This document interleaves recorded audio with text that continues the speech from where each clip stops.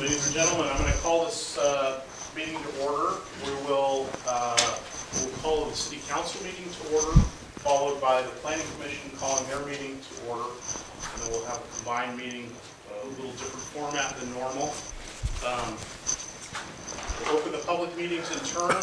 Although there is no formal business before either body, we anticipate that a majority of each may be in attendance. That's why we call a special meeting rather than just having a town hall. We will have a presentation from our consultant, Victor Gomez, followed by questions and comments. Based on what we hear tonight, the subcommittee may have recommendations from the City Council on how to proceed. Our purpose in releasing the first draft of an ordinance that would permit commercial cannabis facilities is to see whether Juan Bautista should take advantage of the new state law that allows recreational cannabis use, and if so, should commercial cannabis facilities be only allowed in certain areas, with what regulations and what protections for the community, and with what revenue potential. Victor will present some background and our subcommittee suggestions for review and for your comment. So I think we'll take the roll call for the City Council first. Councilmember Bach. Here. Councilmember Freeman. Here. Councilmember DeVries. Here. Vice Mayor West. Here. Mayor Martirana. Here. All present. Thank you. And not seeing the chair of the Planning Commission here, I think we Vice have Chair. the vice. If you'd like to call your meeting to order. Can we take a roll call for the? Yes, I have the list. Commissioner Friels. Commissioner Franco. Here. Commissioner Boyd. Here.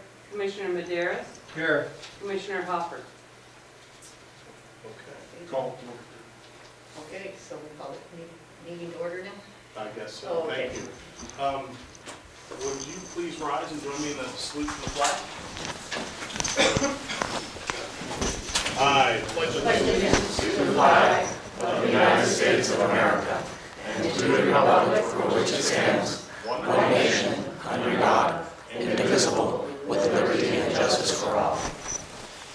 I would like to hold public comment until we get through the presentation, unless anyone has any urgent that they have to come first. We are, because it's a special meeting, we are limiting public comment to the items on the agenda, which is, in fact, the presentation. Okay. Victor? Great. Thank you, Mr. Mayor. You have something to add? I'm sorry.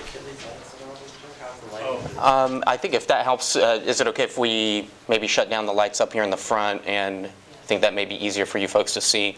There were also some copies, I think, circulated as well, so thank you to staff for that. So we will be going through this presentation. If the council or commissioners have questions, feel free to hold those questions until after the presentation. You could either ask them now or you could even email them to me, whatever you're comfortable with. And same goes to the members of the community as well.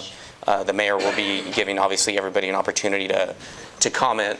What you're going to see here today is work that has been put together by the two members of the Cannabis Ad Hoc Committee for the City of San Juan Bautista, and the work that they've accomplished thus far.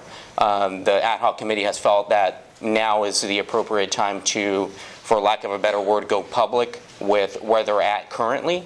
And nothing here is obviously set in stone, and that's why the Ad Hoc Committee wanted to hold this joint meeting, was to receive feedback from the community, let us know what you think of the direction that they're going, and what the Ad Hoc Committee, and obviously with myself included in that, do to refine the direction that the council is going on this ordinance.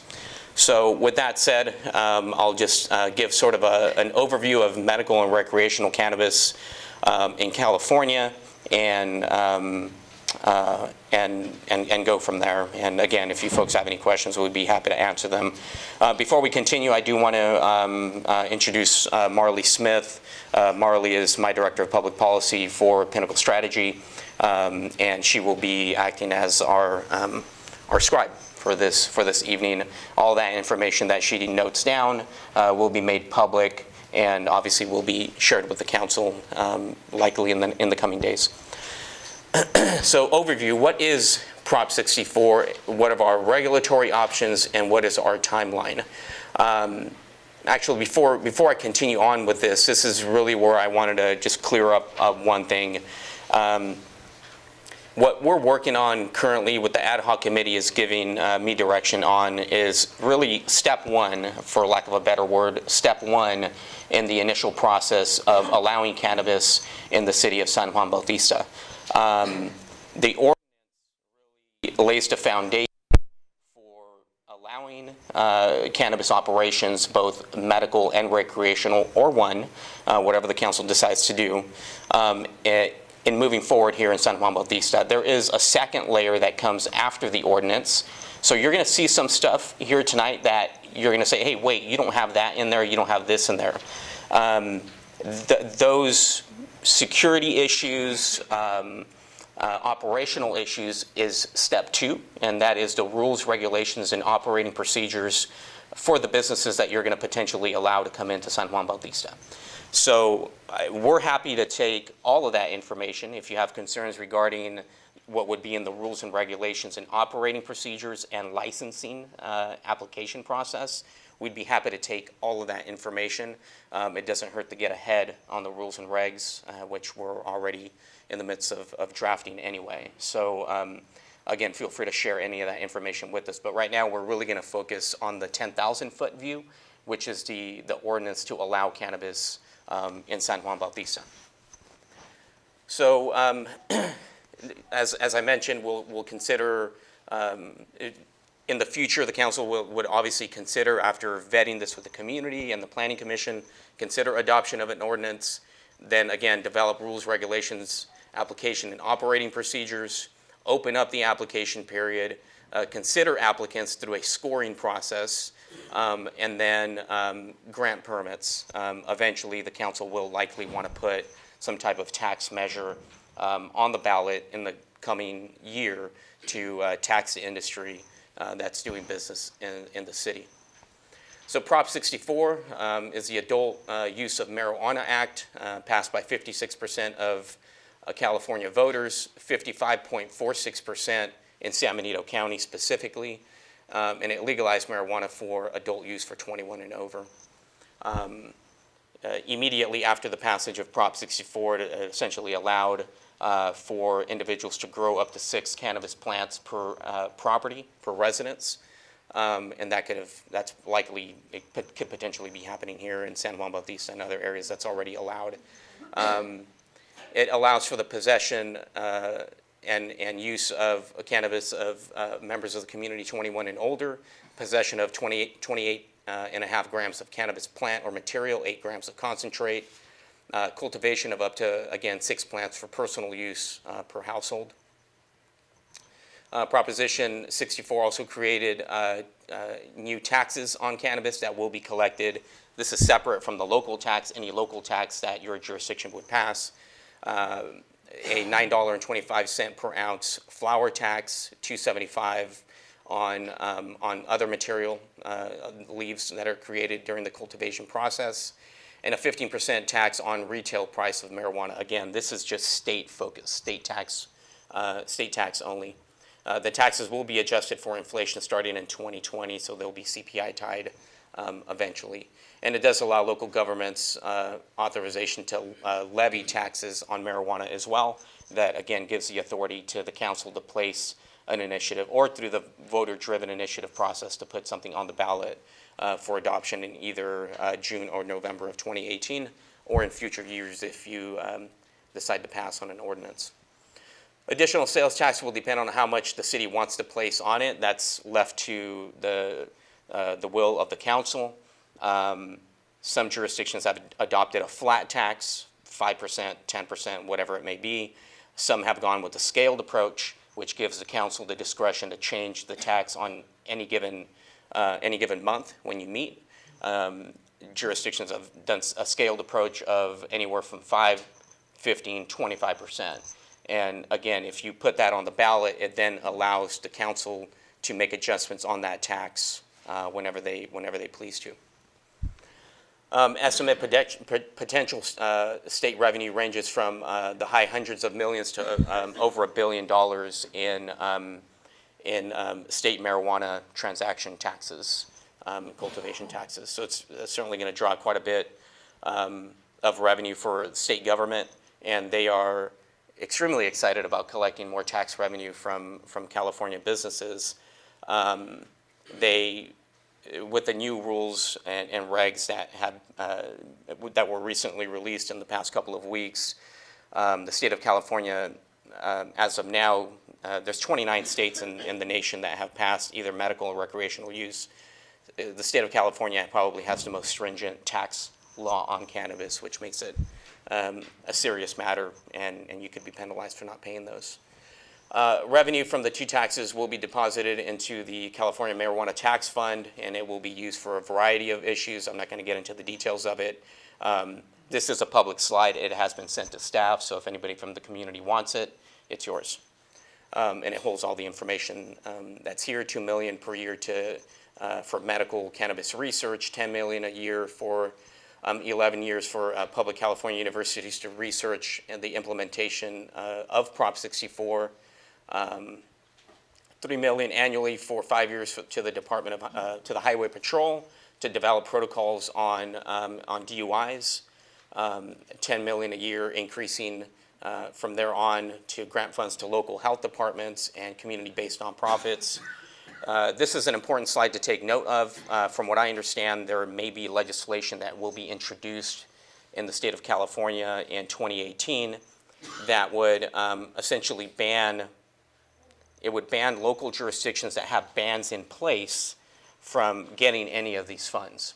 So if you have a ban in your city, you will not be able to qualify, according to this proposed legislation, would not be able to qualify for any of these funds.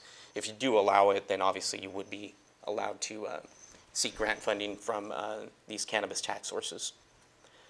The remaining revenue would be distributed as follows: youth programs, damage from illegal marijuana producers. Obviously, that could potentially still occur, and we have water diversion issues, pesticide control issues, a variety of issues that the state needs to regulate, and allows local governments to ban.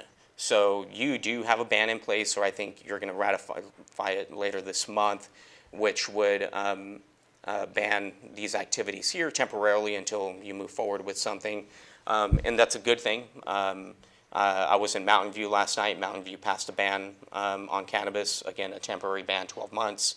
City of Santa Clara did the same thing about a month ago. So this is normal to allow communities really to explore what their options are in the cannabis business world. So it gives you the option to ban recreational, medical dispensaries, deliveries, outdoor cultivation, and so on.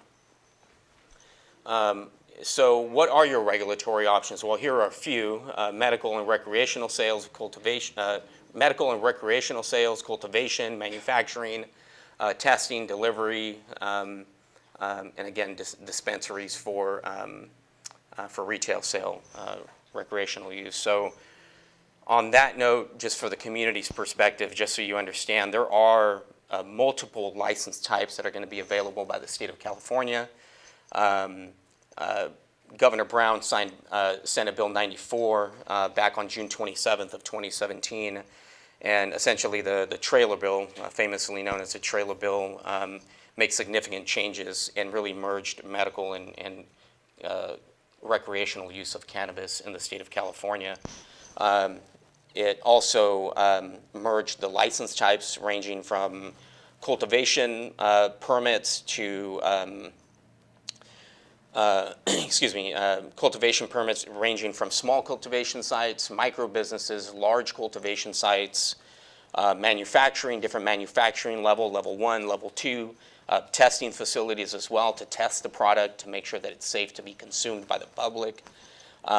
Laboratory, that's type 8, laboratory testing, dispensary, retail, non-retail, non-storefront retail, which is really interesting and probably something that the council will discuss, and that is the non-storefront model, which is the Amazon-style model of essentially allowing retail sales of cannabis in your community, but from a non-storefront retail dispensary.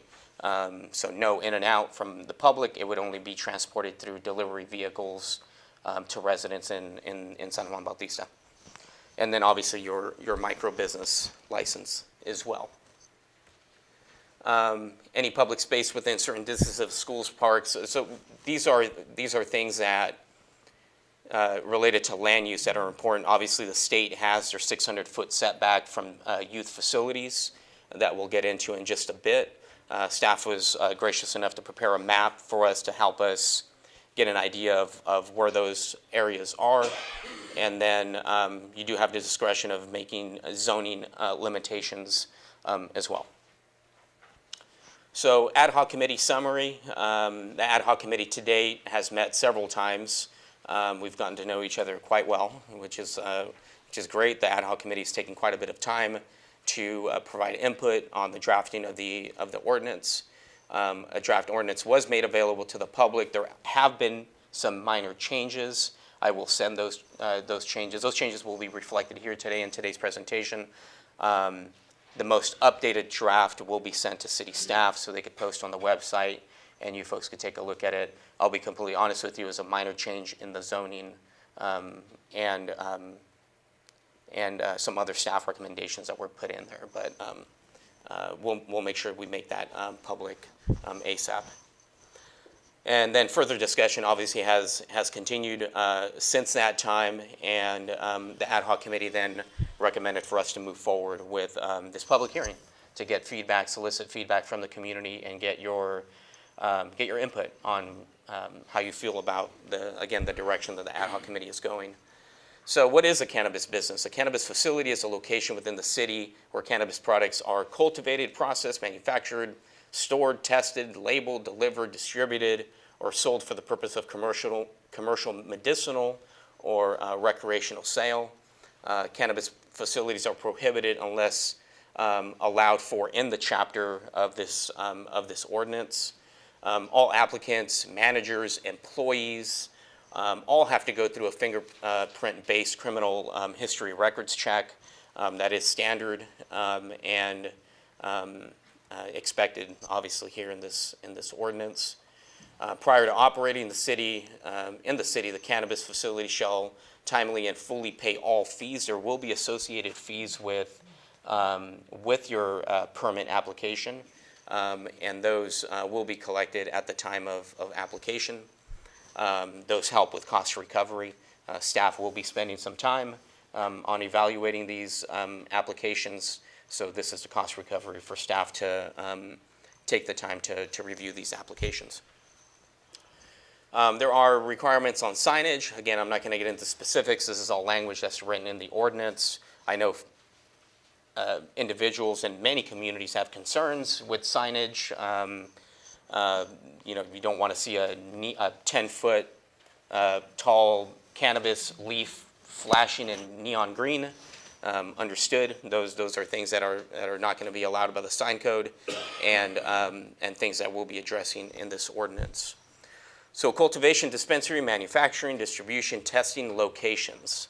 The ad hoc committee spent numerous hours in discussion regarding locations here in San Juan Bautista.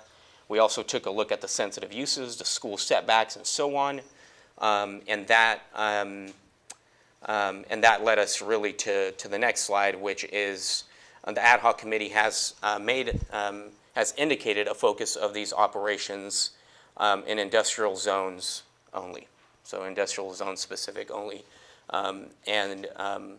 Here is a map. I know this isn't the largest map in the world, but if you look here, currently the only industrial zoning within the city of San Juan Bautista happens to be located in these parcels here. That's outside of the city currently. This is outside of the city currently as well.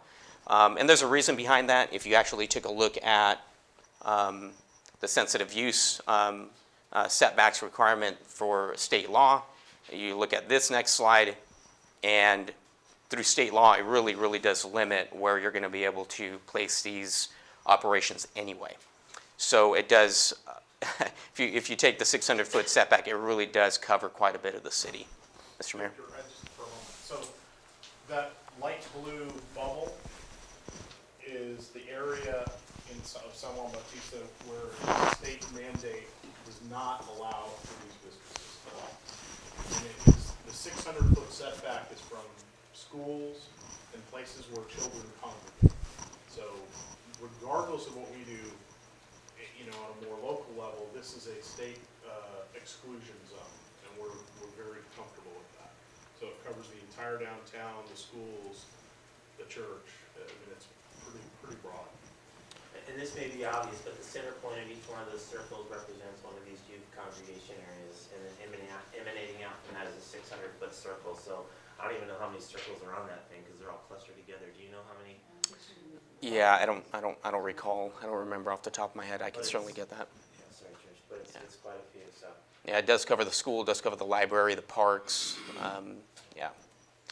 So the council does have discretion to go further than this. They don't have the discretion to go any tighter than these regulations or these setbacks.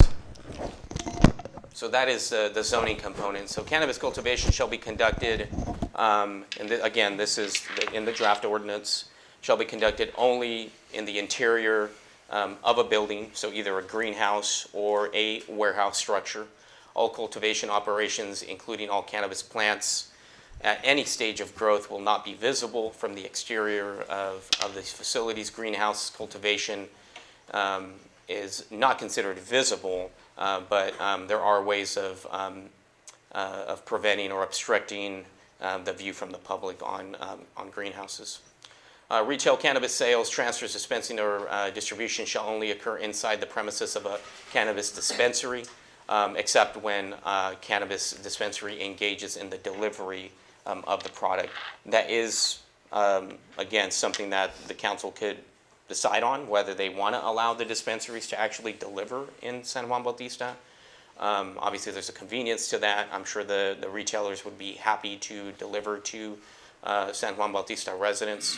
Currently, San Benito County has a ban on all operations in the county, so even if you do have a retail dispensary in San Juan, you cannot deliver into the unincorporated areas of the county. Cannabis dispensaries may only be open to the public between the hours of 9 a.m. and 8 p.m. And may operate as many as 7 days a week. Again, this is the draft. This is what's within the draft ordinance. Enforcement. The city manager or their designees shall have the right to enter cannabis facilities unannounced during regular operating hours. That's important. Obviously, staff, your sheriff's department that you have a contract with, whoever it may be, whoever's designated by the city manager's office, should have the ability to copy recordings of security cameras and require them to, give any information needed regarding the security component of things. Now, in the rules and regulations, and this is what you don't see here today, these facilities will be required to have full-on surveillance inside the operation, outside of the operation. That surveillance, that camera surveillance will have to be accessible by city staff. City staff will likely have a nice monitor inside City Hall, making sure that they have an eye on everything that's going on in there. Your public safety will have remote access on their iPad, on their phone. They could actually dial in to any camera at any facility at any time, and that is going to be a requirement for any operator, or at least that's what's going to be written in the rules and regulations. So again, this is the 10,000-foot view. This is the ordinance. This is what allows operations within San Juan Bautista. What we're hoping to get from you today, or what the ad hoc committee is hoping to get, that we'll be following and we'll be jotting down all of this information as well. It's really to get direction from the community. You heard where the ad hoc committee is. Everything is currently on the table. This is an opportunity to share that information, share your thoughts on how you feel about cultivation. How do you feel about manufacturing in San Juan Bautista? How do you feel about delivery? How do you feel about a retail location? How do you feel about a storefront retail location?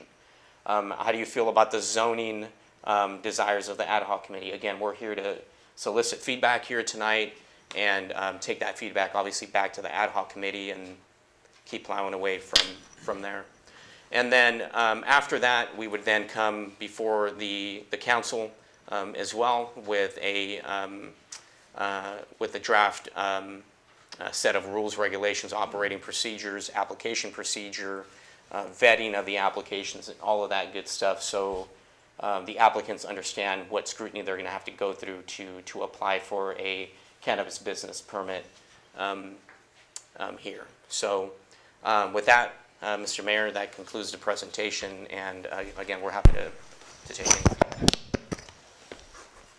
Thank you.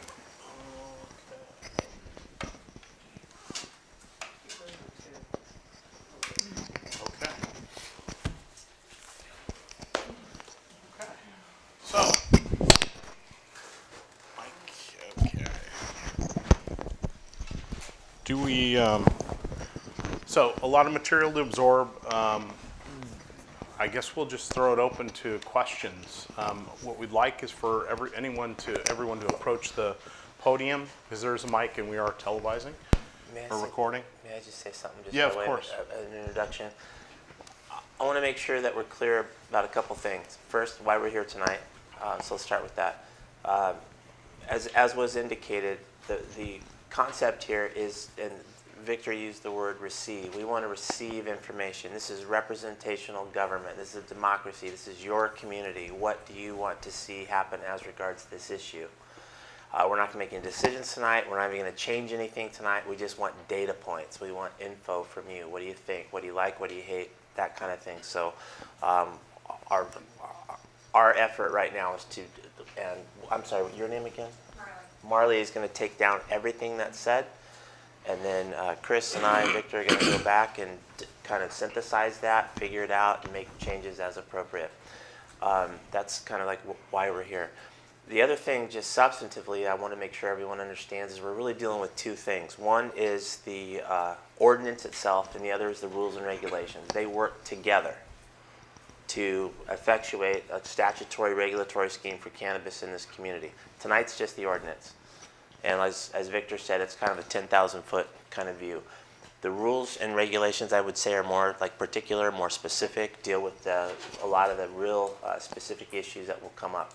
So don't be surprised tonight if there's a comment regarding something really specific that you might hear, well, that'll be covered in the rules and regulations, and it will. But right now, it's kind of almost more conceptual. What do you think what does the community think about cannabis in San Juan Bautista just as a proposition in general? You can start really broad like that and get down as narrow as you can. Thank you.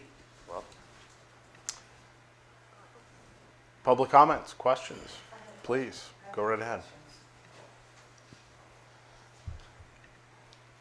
Hi, my name is Ramona Hill. My first question is, since there is a county ban, why would we need one at the city level? Why do we have a ban? Why would we need one?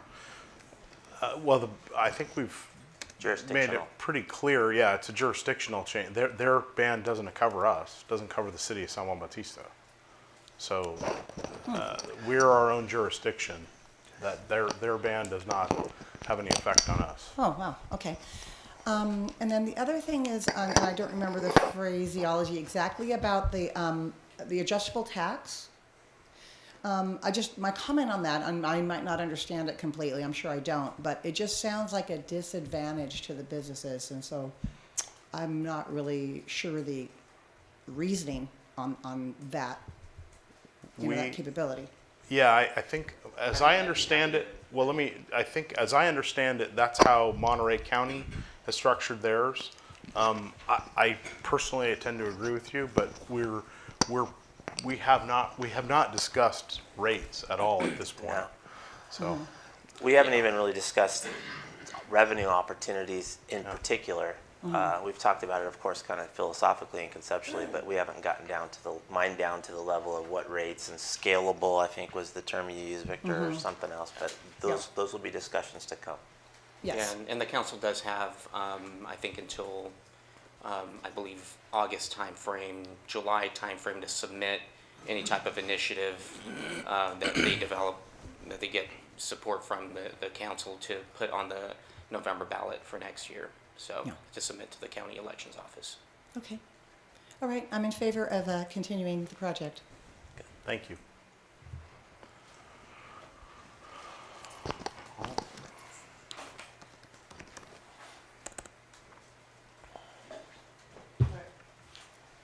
Good evening. My name is Mandisa Snowdy. Thank you very much for calling this meeting. I've given my comments in writing, provided those to the city council in email, and then also printed them out and handed them to. And I have to leave soon, so I just kind of want to. I'm going to try and stick to what I've written so I can stay on topic. I'd like to begin my comments by thanking the City Council and Planning Commission for their time to hear the public this evening. I see you all working really hard to make clear, well thought out decision regarding the potential regulation of commercial cannabis activity in San Juan Bautista. Some comments in general I'd like to make. That is my belief that San Juan Bautista has a unique position in comparison to the rest of the state. One thing about our municipality is that we are not having to convert any current black market businesses into a new regulated industry. We're having the opportunity to create a regulated industry from scratch. We don't have any medical use dispensary currently operating that needs to adopt new rules. We're having the opportunity to really be able to start fresh. I think that puts us as like our comparative advantage to maybe the county or to the city of Hollister kind of sets us a little bit ahead because we're not having to backtrack and having to fix or adjust any current operations. So I kind of want to talk about just 5 overviews. Number 1, license types. Number 2, comments on the ordinance languaging itself.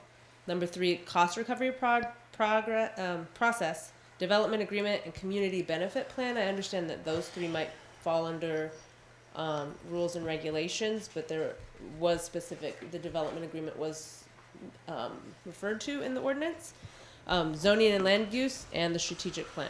So the license types is my general opinion that they have limited license types available, so like banning big grows.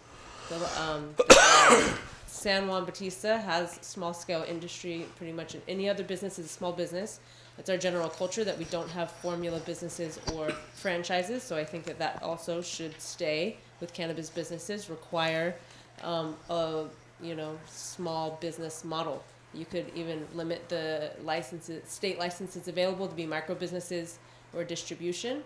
The micro business, as defined by the state, allows the licensee to engage in 4 different activities: cultivation, manufacturing, distribution, and retail sale. They could do any combination of the 4 of those, all 4 of them. It limits the cultivation to 10,000 square feet, which is a quarter acre.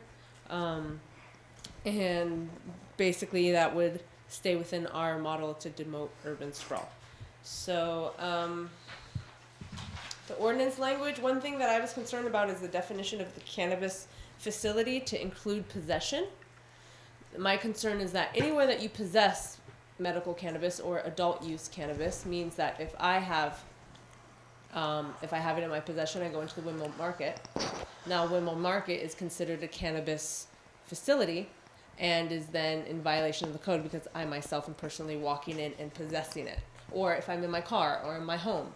Does my home then mean, is it defined then as a cannabis facility? So maybe just taking out the word possession, leaving the facility to deal with, the cultivation of cannabis, the processing of cannabis, the manufacturing of cannabis, and leaving possession really on the person or the end user themselves. And I think that could just lead to some interpretations that could cause potential issues going forward. I think that the cannabis cultivation facility definition does not need to include, does need to include processing. Cultivation and processing go together. Cannabis manufacturing facility does not produce cannabis. You don't cultivate in a manufacturing facility, you manufacture. So just those little bit of definitions to be trimmed up. I think that the cultivation facility should The languaging should be producing, propagating, process, drying, curing, grading, trimming, harvesting, cloning, planting, and growth, but not the possession of. I really like the idea of having additional point values to city residents to keep in alignment with our, like I said earlier, Banner formula businesses. If you are able to write in the preference to city residents or to local operators, then maybe add additional points that would kind of naturally promote locally owned small businesses. So page 5, section F talks about separate application per permit per property. So the wording is a bit confusing. It talks about separate application for each type of facility, for each license classification, and for each location. So if this, like, just to clarify, does this allow multiple permit holders per APN? Does it need to be like one permit type per facility, per business? If I have one business, am I allowed to hold multiple different types of permits? And if doing so, do those different types of permits have to be held on different properties, or am I allowed to have multiple permit types on one property and one business? Or do I have, and maybe each of those are a different application, maybe each of those are a different permit, but I just want to see the clarification. And I'm sorry, Mindy, that was on page 5. You said it was page 5, section E. Oh no, it's page 5, section F. Thank you. And I can give you a copy of this, Victor. Awesome. Thank you. Talking at page 9, section 5A, it talks about felony charges for a controlled substance. I think we should add an exception when this felony was strictly related to cannabis without any other Schedule I substance and/or firearms. So giving people who have prior felonies or basically have gotten arrested for cannabis cultivation or businesses in the past.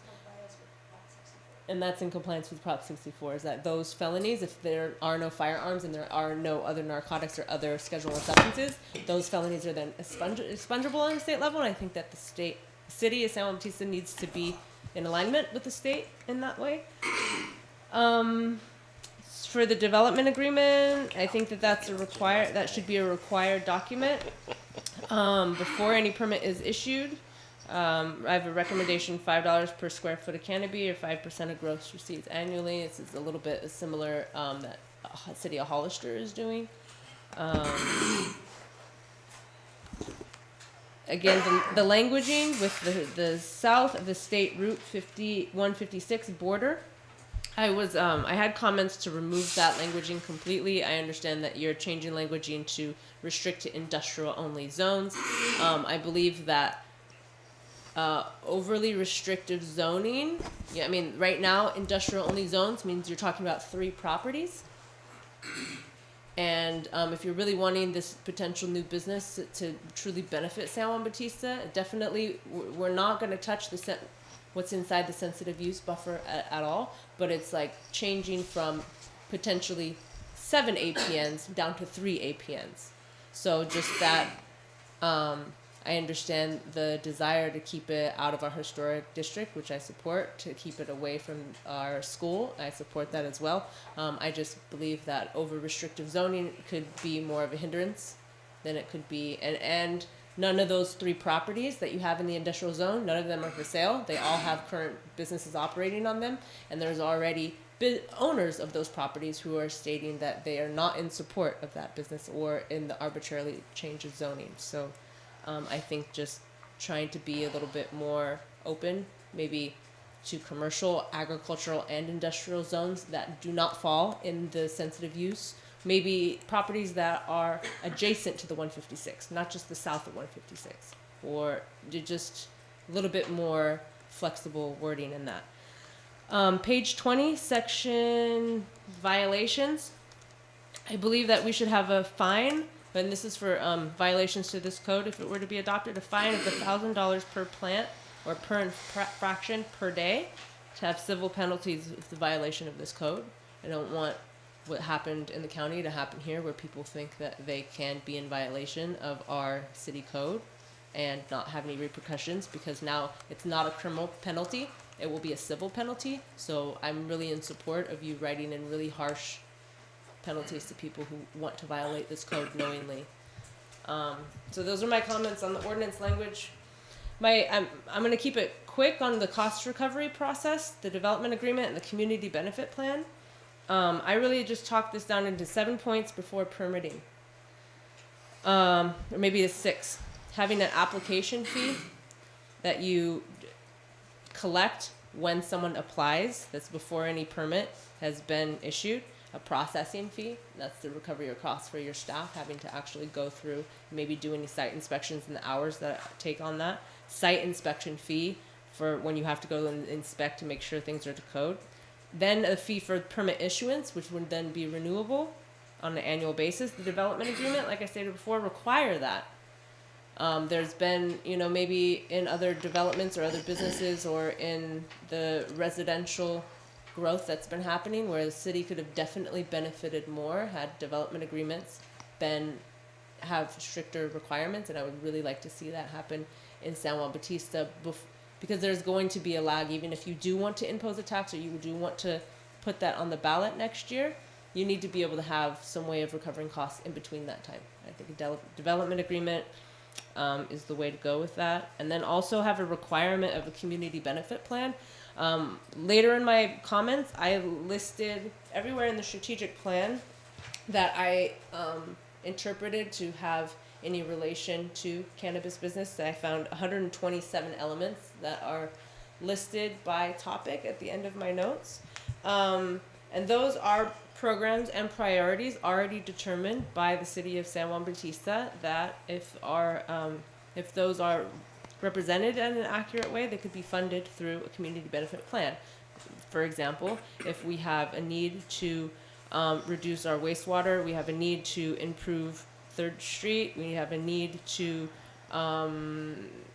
have the funding to get our water, the water softener thing or whatever, write that up as a program, write a budget, and require cannabis operators to select which community programs they're going to fund with their businesses, along with the development agreement, along with the other fees, because they're going to be able to afford it.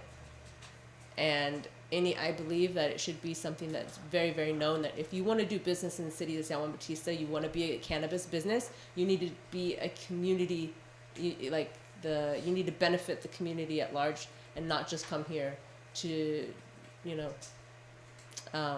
take from San Juan, but really have the mindset of what can you give back, and to really, really, really understand that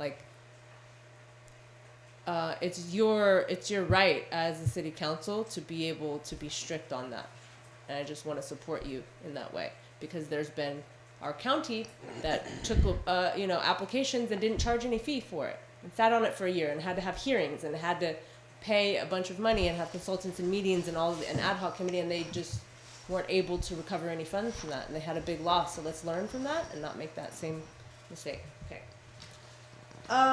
The last one I think is just the zoning and land use, which I talked about the sensitive use buffer already. I would like to express my concern for this restrictive zoning when it's written into the city code. This would limit the locations to 3 properties within the city limits, of which half the property owners have already expressed their anger of this zoning change on their property. None of these properties are currently for sale, and most of them have other businesses or uses currently that are not available for new business. I would implore this city council to restrict the zoning only to agricultural, commercial, and industrial zones, and asking that you default to the sensitive use buffer map for these zoning restrictions. And I'm not going to go over each element of the strategic plan, but it does cover land use programs. For instance, establishing leasing as an alternative to creation of small farm parcels. So some of those big industrial parcels or agricultural parcels, we could create many small areas where businesses could operate. Instead of allowing one operator to come in and do multiple acres, you could just limit that to a bunch of small micro businesses, and I think that model fits with our town culture. It makes sense with our current economy, and it's San Juan's size. right? We can have a small scale industry with limited license types so that we're not overburdening ourselves. We have room to grow if we want to grow, but our general thing is that we kind of like how we are. You know, we kind of like our size, and so how is it that we can best have this industry suited to benefit our needs, which are basically paying for things that we don't have funding for. And there's an email that was sent in by a lawyer, Brad Sullivan, and I just want to read, he's talking about the CEQA, and quoted Union of Medical Marijuana Patients Incorporated versus the City of San Diego, and talks a little bit about, I just want to read, this talks about this case is good news for local agencies that want to regulate land uses, including cannabis operations, without having to conduct unduly speculative and premature CEQA review of the future projects that may emerge under these ordinances, and which are capable of being reviewed in a more concrete form under CEQA further down the road. San Juan Bautista, by specifying what parts of zones at this stage risk taking themselves outside of the holding and needing a full-blown CEQA analysis. Now, the expected regulations, state regulations and local regulations, and the historical district overlay already existing in city codes will preclude the historical downtown from having cannabis operations, as you said before, and that can be maintained if that's the council's wish. So thank you for your time. Thank you. Okay. Do we have other comments? Oh.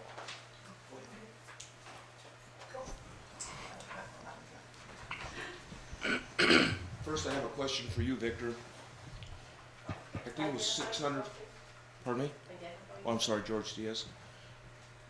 The school zone is 600-foot bubble or circle. Okay. That's correct. The question I have for you, does that count on a grammar school bus stop outside the historic area? A verified bus stop. A bus stop? A grammar school bus stop. So this is kind of a question that Good question. we discussed. We discussed youth-oriented, so all cannabis facilities shall be set back a minimum of 600 feet from a school measured in a straight line or directional, a school or youth-oriented facility measured in a straight line and direct horizontal line from a parcel boundary line of a cannabis facility to the parcel boundary line of the school. Again, that's the legal terms from the state. We had a discussion. I had a discussion. I had a discussion with an attorney regarding the youth-oriented language, and because that jurisdiction was considering including bus stops as their youth-oriented facility. From what I understood in the conversations I had, the bus stops were not included as a sensitive youth area. Okay. I'm not an attorney, so I would suggest that probably be asked to somebody that understands state law more than I do, but I don't foresee that being included as a youth-oriented facility. Okay. The next thing, the hours, 9 to 8. I think that's along what I'm getting at. Hey, there's a lot of residents out there, and 7 days a week, 9 to 8, I just don't think that's fair to the residents. What do you like, George? I'm open to suggestions, but I just think 7 days, maybe to 6, 9 to 6 maybe, and Sunday 10 to 3, to whatever. But I mean, these hours, I think a little bit long. Yeah, no, I'm just trying to get specific. So you would have them not be open as late, Yeah. on the one hand, and then maybe not as many days, 6 instead of Even a 7. Sunday, maybe 12 to whatever, Okay. but not all day. Okay. Are you're thinking in terms of a dispensary or any Correct. sort of Oh, operation? I mean, it's agriculture. You're going to have to work it 7 days a week. I understand that. I'm talking just the dispensary Okay. side of The it. retail kind of Yeah. thing. Yeah, Thank right. you. That clarification helps. Oh, Yep. read my mind. Pardon me? Oh, yeah. That's a frightening thought, George.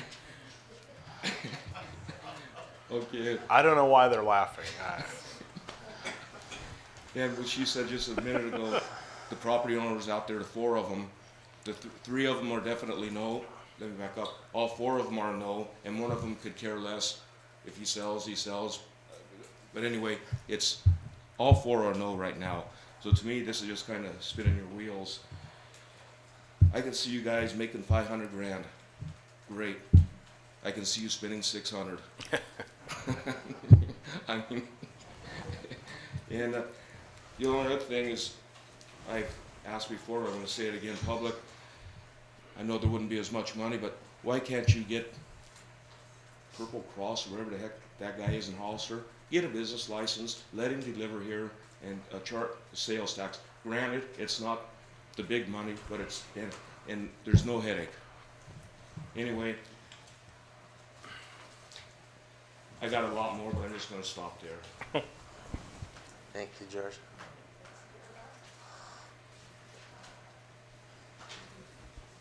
Okay. Rachel? Okay, as you've heard, there's a lot of complex issues to this. You all have a lot to take care of in completing projects for this community's needs. Water, law enforcement, traffic, animal control, code enforcement. Get pending issues resolved before embarking on this very complex marijuana ordinance. Recently, some actions by some of you city officials have been detrimental to the community. Some actions were done because of inexperience, others for downright disrespect of the office you hold. It is time for you all to be very cautious and careful in making sure the city is capable to oversee the many complex issues in lifting the marijuana ban. Have all that is needed and be very well informed to make sure all this is in place to administer the ordinance. The city's limitations in staff and law enforcement have to be taken into consideration very carefully. Do not rush into lifting the ban because of the so-called potential revenue. Mismanagement can ruin this community. Also, what is the intention of the city in using all this potential revenue you all anticipate? I strongly request an oversight committee made up of a cross-section of the community to hold the city accountable of the incoming revenue. We do not want another loss of money, another mess and another loss of money like the last water project that ran out of money and is still yet to be completed. Rachel, would you identify yourself, please, for the record? Can't Thank you. keep calling me Rachel. Everybody Well, must know I'm Rachel. I- Rachel Ponce. Thank you very much for humoring me. Appreciate it. Yes, please, come forward.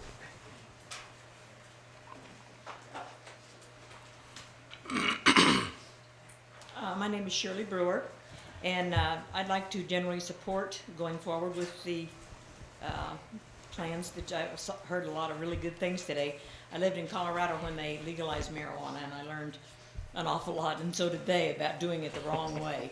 So it's really, really important to take these important steps, and I really support the oversight committee for citizens, concerned citizens, to have oversight. It's really important to keep all you guys on your toes and make sure you do it right. I'd like to suggest maybe non-refundable fees, application fees. If you do that up front, they do that with their, permit to carry weapons. They do a non-refundable fee, so you've got your money up front. You don't have to go back and try to collect it later. I had a serious question in Colorado about, because the feds still consider that a crime to what you do with your money, so that, and I texted Mandisa, and she was very gracious to give me her opinion about what to do with the money, since you can't or couldn't put it in banks. And what do you do with it? Bury it in the backyard in a tin can or whatever. So those are my thoughts, but I generally do appreciate and throw my support behind continuing with this. Thank you.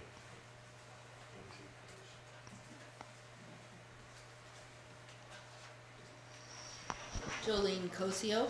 I want to thank each and every one of the speakers who really thought out their comments and really made some good, important suggestions.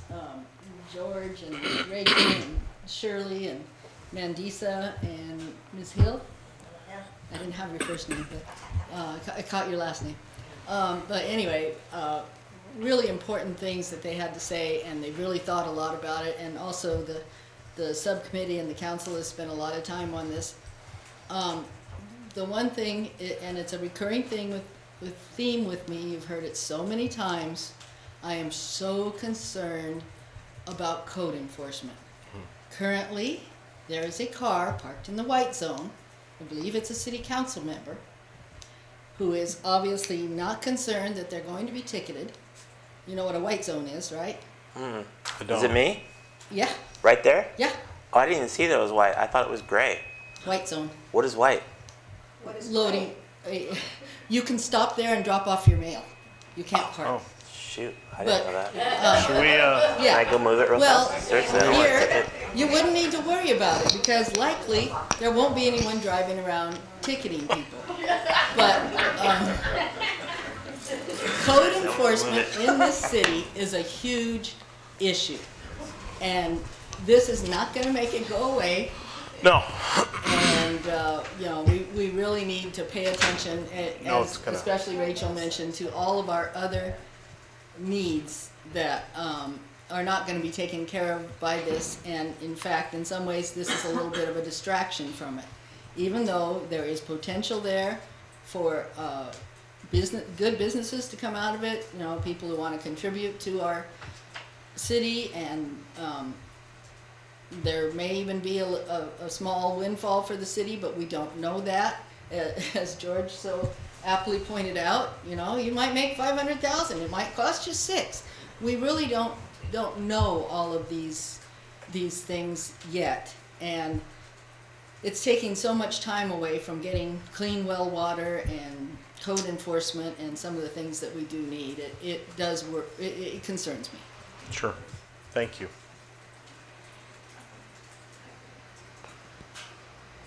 Do we have any other public comment? Anyone else? No? My gosh. Anything from council members or planning commissioners? Any questions? Please.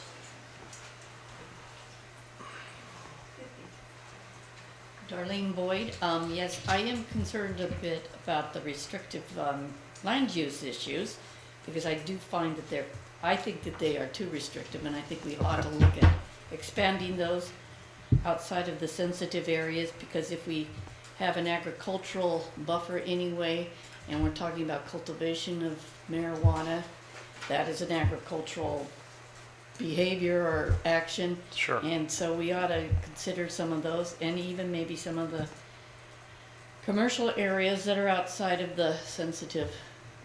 To me, it just seems too restrictive, and I think it really needs to be thought about a little bit more carefully. Good. Well, and I think we're going to be providing a recommendation based on the research we've done and the work with the consultant.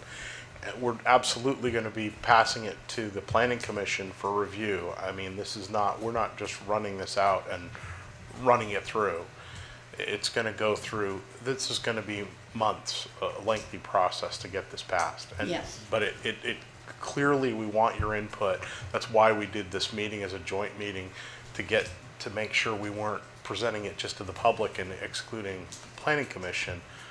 And then at some point, we're going to pull it together, have a recommendation that will then come to you for your guys to review in depth officially, and then pass back your recommendations to us for tuning it up, basically. So, Okay, thank you. thank you, appreciate it. Dave, looked like we had Dave Medeiros was wandering, making his way forward. Good evening, my name is David Medeiros. One concern that I have, what about illegal competition? In other words, security, where we have a business that we need to protect to make sure that we don't have people coming in here and illegally trying to do something, stealing property and what have you, or destroying, or taking over, or threatening people, because there is a lot of things going on in the state that needs to be dealt with, and what are we doing about that, and do we have the resources for that? Should something come up? The other thing in zoning, I was thinking too as well, was once we put a cannabis facility in place, does that restrict the local area in that area for other business to be there? In other words, certain business wouldn't be allowed or close to that business in the industrial area. Are we once we put in that business, it would only allow certain other business to be close by, and that kind of a thing. Other than, I don't know. I'm just saying, is that something to be thought of? And the other thing is, for the city itself, are we, do we have the opportunity to visit a working process, a business, the planning commission and all city council, to see how it really works? Absolutely. And be able to walk through and see how it affects the community and what people might think about it before we go to paper on this. Sure. We need to be authorized to do that. In other words, not just anybody can go, so that, we can, Dan, I can help arrange that, Dave, if you're interested. That's very easily done. That's a good idea. Yeah, absolutely. John? Yeah, about the John Freeman, Cities, San Juan. About the restrictive land use, Mandisa kind of touched on it, but I want to kind of extract one of the groups out and put it in a different category, and that would be the testing laboratories. So if a company called Test America or AccuData wanted to move from Pleasanton to here, we, as Dan and I, business development, would jump over backwards to have a nice company like that come down. And they do testing for water, make sure there's not enough nitrates or too much nitrates in the water, things like that. And they test many other things, and these are companies that have small offices and laboratories, and they can be next to dentist offices and things like that. So they're not heavy industrial, is what I'm saying, Yeah, sure. And they employ 30 people, maybe, really good paying jobs. I'm a balanced growth advocate. It's the type of business we want. And I have done a walkthrough of a cannabis testing lab, and it looks exactly like Test America. It looked exactly like my lab back at Romick Environmental when it was going strong. The gas chromatography meters, the fume hoods, the whole 9 yards. We should put those in a commercial area away from the sensitive use, because they're really good businesses to have. I'd say, I think I like that comment. I think we need to cross-reference that to the state regs if they call it out as an issue. But I think the point's well taken. Thank you. Do we have any other public comment? Council, anyone? Good evening, Elia Salinas. I wasn't going to speak because Mandisa kind of covered everything, but I want to just reemphasize, I suppose, opening up the zoning to include commercial, light industrial, agriculture more than anything. Making sure to protect San Juan Bautista with regards to CEQA. We don't want to get yourselves into that, and put it back onto the applicant if something's going to happen, occur with something like that. Also, the development agreement. The county of San Benito made a big mistake. They allowed these applicants out there without any fees, without any type of development agreement, and for almost 2 years, people have been operating. They were closed down as of, I think, a week and a half ago. Most of them have been closed down, and there's no way to get any money from any of those people. And those companies out there made a lot of money, and the county, all they did was lose money. I believe in a development agreement. I think it's a mistake to say that you want to wait until there's a measure and it's passed by the citizens. I think if you start today, you do a development agreement until there is some type of a measure passed, so that there isn't anything, because it's not retroactive. The only way it could be retroactive is that you cannot begin your business until a measure is passed. So I think if you were to consider something like that, if you were to go along with some type of a cannabis industry coming into San Juan Bautista, limiting it to the industrial again you might as well just say no right now. If you've got only 4 people out there and 4 people are going to say no. So if you don't want an ordinance, you might as well just say you're not going to do it. Don't waste your time. I think you need to open it up to other areas. Thank you. Thank you. Did we looked at, well, we need you on the mic, Tony, sorry.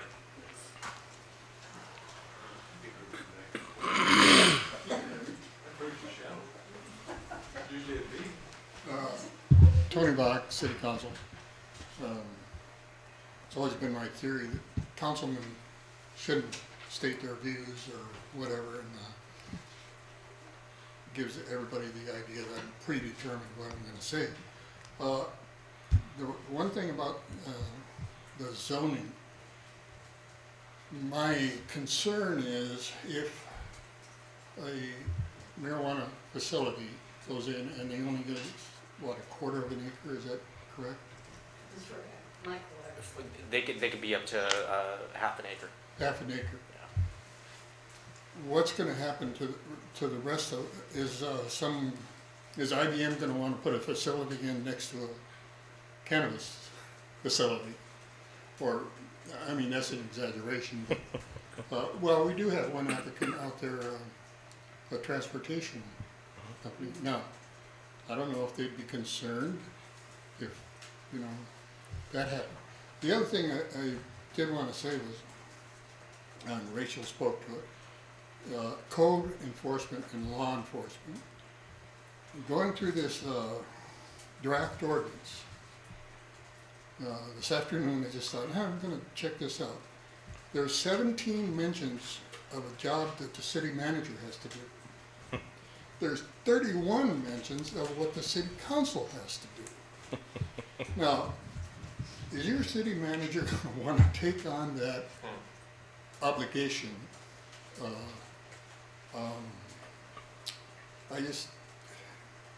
I don't know where you could put it, but I would be concerned that we, I don't know how to say it, ghettoize our industrial area. I don't know if it's the proper term to use, but I mean, I know if I was opening a business, I would be concerned. And our big thing here is the enforcement, code and or law enforcement.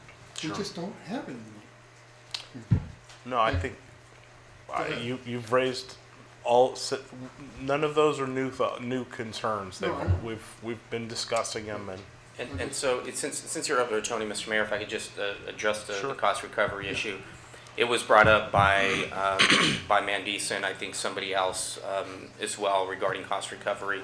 We are working on that cost recovery model right now. So you're right, there is a lot of duties and responsibilities that would be laid upon the city manager's office or their designee, right? But a portion of it will be recovered through the application process.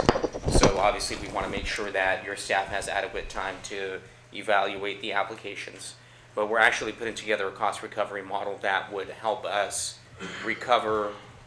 It would help the city recover their costs of enforcement, code enforcement, security enforcement. There are other ideas as well on the security component as well. So we are working, just wanted to let you know, Tony, we are working on that model right now. It is something that the ad hoc committee will see likely in February timeframe roughly.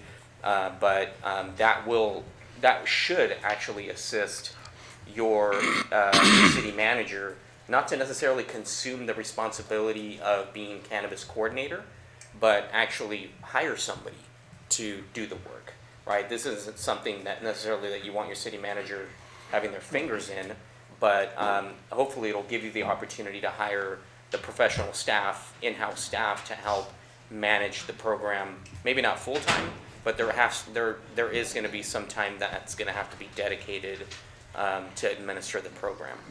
I just wanted to bring it up to make sure that it got addressed. Oh, yeah. And and as a side comment, I talked to the mayor of Hollister, and he said, don't do it. He feels that they're already in trouble. And he said, and I asked him, I said, you're gonna have to hire a quote-unquote drug czar. You're gonna have to find somebody. Their staff over there, it's just like us. They can't do it. You know, so They it's did. something The city of Hollister did hire, they were able to fund a few public safety positions. Yeah. They are hiring or in the process of hiring the Canazar, whatever that title is exactly. I don't remember. Now, without getting political, you do have to understand that it was a 1-4 vote, and the mayor was on the losing side of many of those arguments. And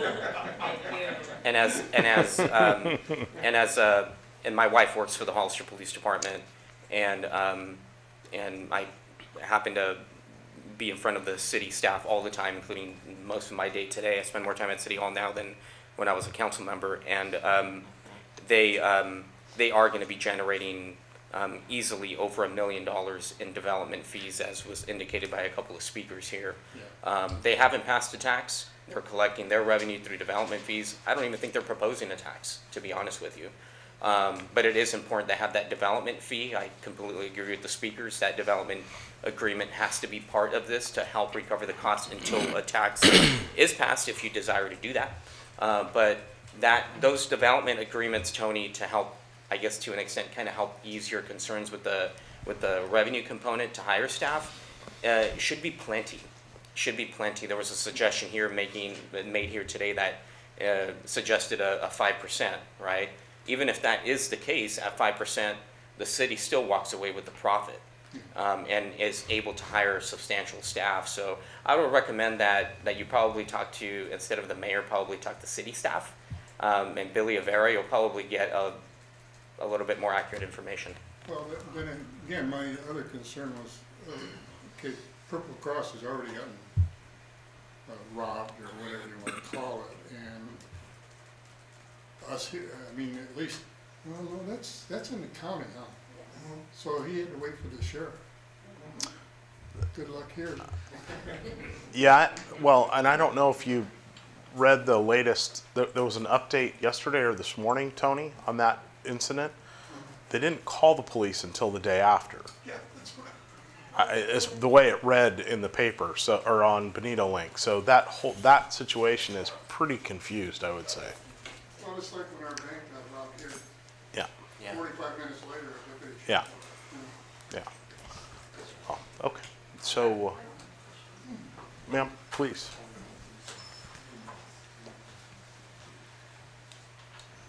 My name is Maria Orozco. I'm sort of new to the city, and I'm not too familiar with the state law and everything in regards to cannabis. And how long is it going to be legal in the state, and when it becomes legal, if at all, by federal, and San Juan Bautista allows it to be right here cultivated or whatever, will you guys still allow maybe bigger companies to come in and take over the smaller companies? Very good questions. I don't think we have, we certainly don't have a clear picture of what that's going to look like. And I think it's hard to say. It's hard to say. The federal government obviously still has, still categorizes it as an illegal drug, but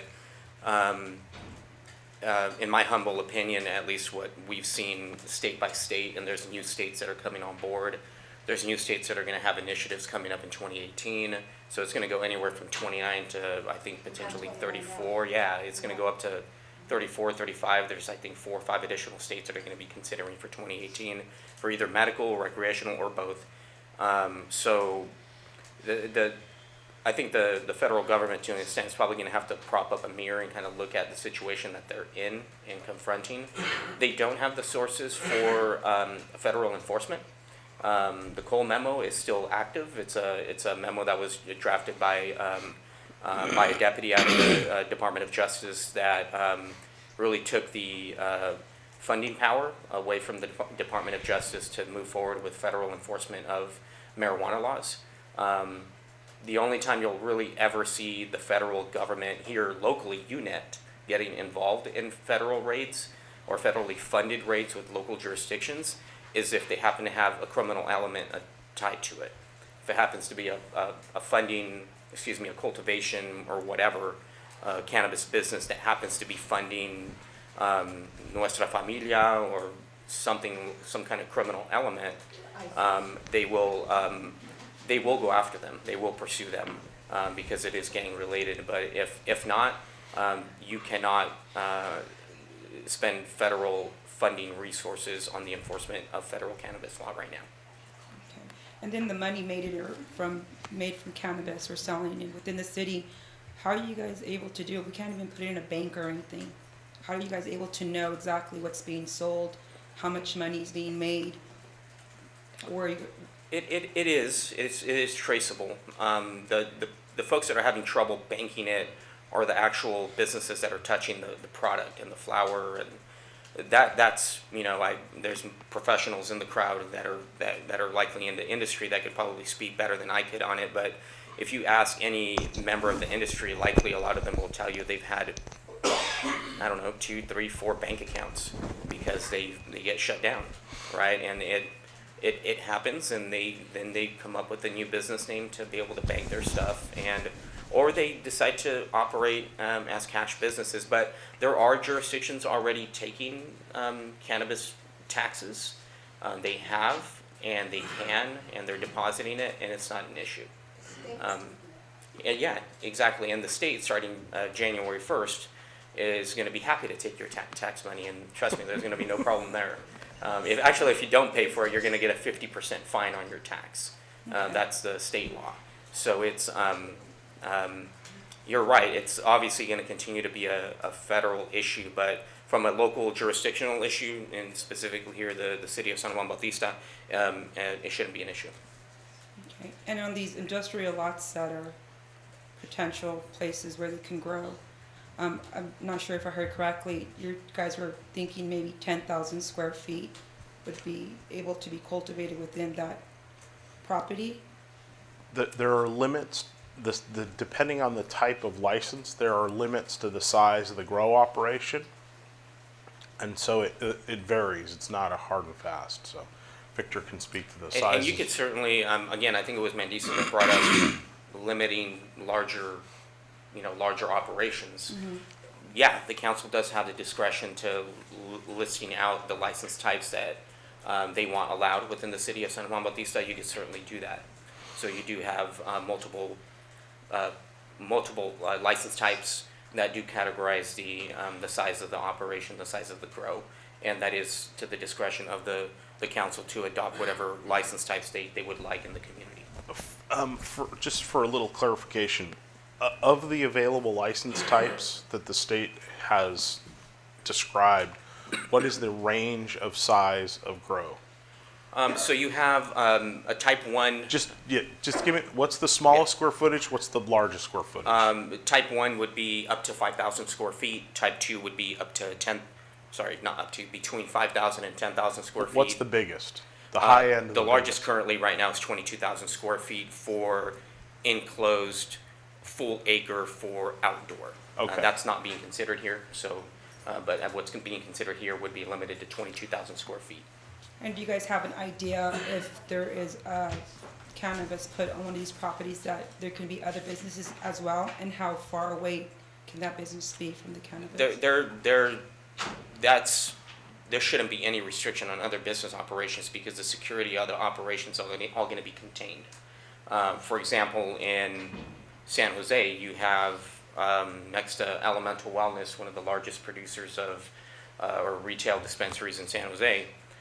You have Rosendin Electric, one of the biggest electrical companies in Northern California, and they operate. You can throw a rock over to them; they're right there. Same thing with Airfield on Coleman. They're right next to Signature Aviation that provides charter jet service for Google, Apple, and Microsoft, Intel. You shouldn't have any operational issues or any buffer issues with those uses, as long as obviously within the rules and regs that are adopted You have the state minimum requirements, and if the council decides to go further, you could put additional security requirements to make sure that you don't have those, if that's an issue, right? I mean, most of these facilities are going to be, or not most, all of them, the direction I've gone from the council is enclosed only, right? Either greenhouse or warehouse. If that's the case, it's a lot easier to control, you know, if you have concerns with odor mitigation, a lot easier to control the odor problem, and obviously the security problem as well, so. So my understanding is that the uses wouldn't change at all if there's a cannabis put on one of these, or cannabis grow or whatever, on one of these properties. Would there any restriction in use, which is already on those industrial properties? No, that shouldn't change at all. All you're going to be doing here is adding a new use to that specific zoning. Okay. And if we have these cultivators or whatever, how long do you guys anticipate for you guys to recover all the man hours you guys are putting currently to be able to pass this ordinance? What, can I address that? We're paying Victor $9,000 is the term of the contract. Mm-hmm. And Dan and I work for free, so not a lot of man hours going into it. 3 times that many hours is still free.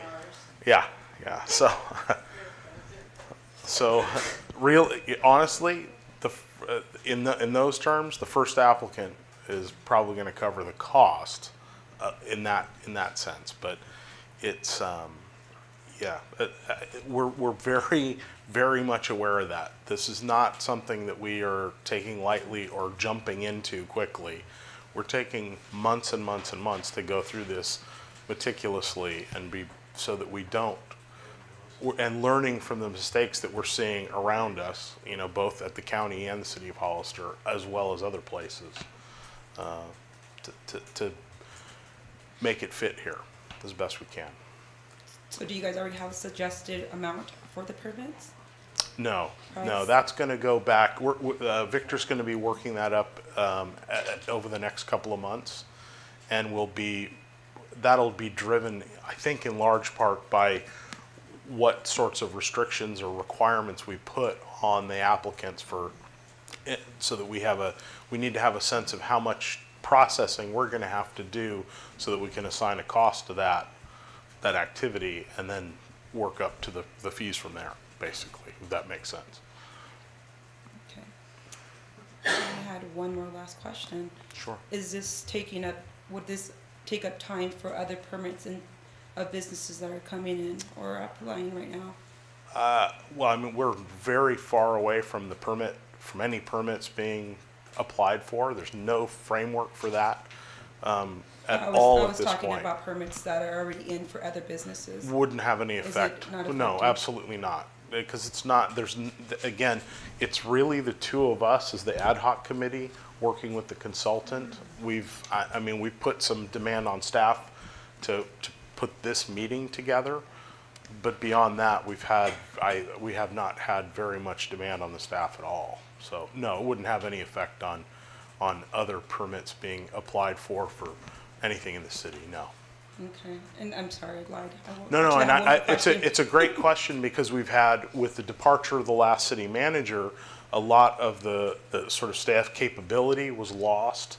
We have had to go out and hire some outside support to fulfill some of the functions that he performed, and there was some downtime there, several weeks, where we were not able to perform those functions. We're fully up to speed, fully up to staff with those contract service providers, so that's not an issue at all. Wouldn't have any effect at this point. I wouldn't expect to have any effect at this point. Okay, and just one last one. I just wanted to know how much revenue you guys are anticipating making in aspect of being able to have this. Yeah, I mean, it could be hundreds of thousands, it could be 50,000, it could be millions. I mean, it literally is so. That's. It depends who you ask. We've gotten such an incredible range, and it's true. We have such a small city. Even if we added, there's 4 parcels, by the way, that are industrial zoned. Outside of the restricted area, there are 4 industrial zone parcels. if we added commercial, I believe that adds well, there's 2 undeveloped, 3, 4 parcels. And I think 3 of those are one owner, and then there's an additional owner. And then there's, if we added the ag, which would be this area up here, and I believe most of that's owned by a single landowner who also owns one of these industrial parcels. So it's, you know, I think we're easing into it as part of what we're doing. You know, we don't want to jump in with both feet because we know we're not big and we're not sophisticated. So we're trying to be very conservative and careful. Thank you. Sure. Okay.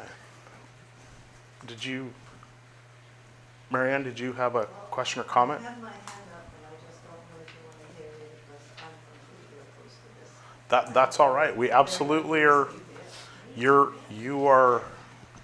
a resident. Recreation, I'm Mariana Could you- Thomas. I live Thank on 45 Monterey Street, and I was in graduate school in the 60s in Berkeley.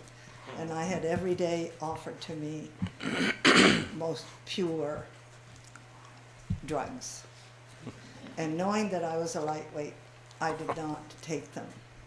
And everybody said, these came from Timothy Leary's lab, these came from da-da-da-da.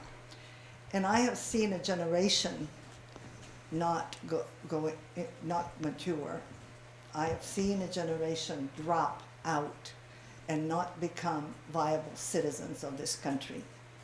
I'm an immigrant. I came to this country from former Yugoslavia in 1954. I worked my way through college and graduate school. I've taught at the Defense Language Institute, and I have watched so many young people not make it very far. Therefore, that being the case, recreational marijuana, I think you're wasting. Just because something may be legally possible doesn't mean it should be done. And this is really where, if I have any wisdom, it comes in. If you look at our government now, where is the generation that should take that place? Many did not make it. I am here because I came from the old world and I had some wisdom. But medicinal, LSD for medicine reasons, marijuana for medicine reasons, that's one thing. Recreational, I don't want someone hitting me because they're smoking and they're weaving all over the place in the road. I think I am just so adamantly opposed to this because of what I've seen with students and with my generation, what has happened to it, that I really don't know what to say. I don't even understand why, with the dire straits we are in as a community, you're even considering this. I mean, if your parents ever taught you anything, is you have money in the bank, if it's knowledge, maturity, emotional maturity, whatever, and then you consider different things. And here we are having a discussion on, let's, something that can be fun again. And this country, it can't be run on that. It's not the country I came to in 1954.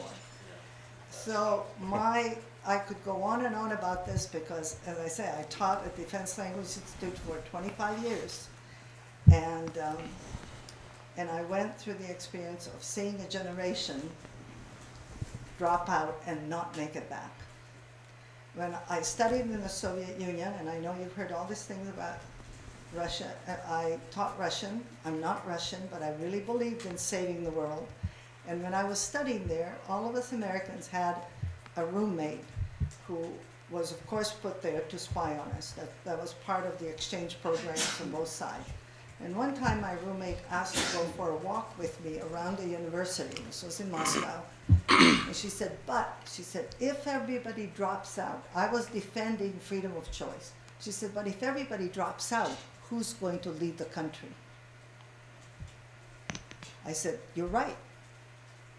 Who is going to lead the country? And that's really a good question for us as a generation. So, I mean, you wanted me to say my piece. Thank you.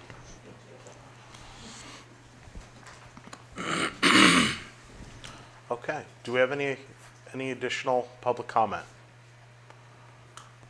Okay. Hearing none. Do you have anything from the Planning Commission? Would you like to wrap up, say anything, or shall we call for a? Okay. Terrific. From the Planning Commission, similarly, it's a joint meeting. I think so do we, all in favor? Aye. I think we're carried and we are adjourned. Thank you all very much for coming tonight.